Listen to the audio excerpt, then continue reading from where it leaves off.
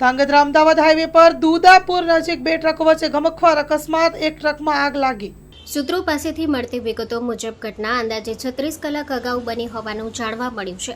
અકસ્માત બાદ ટ્રકમાં અચાનક આગ ભભૂકી ઉઠી હતી। એક ટ્રકમાં કોલસો ભરેલો હતો, જ્યારે બીજી ટ્રકમાં લોખંડના રોલ જેવા માલ સામાન ભરેલા હોવાનું જાણવા મળ્યું છે।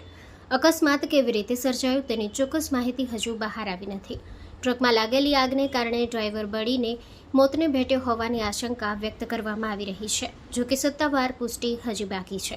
ઘટના અંગે સ્થાનિક તંત્ર દ્વારા વધુ તપાસ હાથ ધરવામાં આવી રહી છે।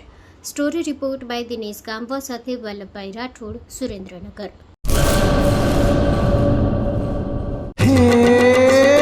સોનાનો સૂરજ ઉગ્યો રે ખેતરમાં, સાગર લક્ષ્મી બાજરી બિયારણ, લાંબા ડુંડામાં દાણા ભરપૂર, ખેડૂતને આપે ઉપજ ભરપૂર, સાગર લક્ષ્મી બાજરી બિયારણ।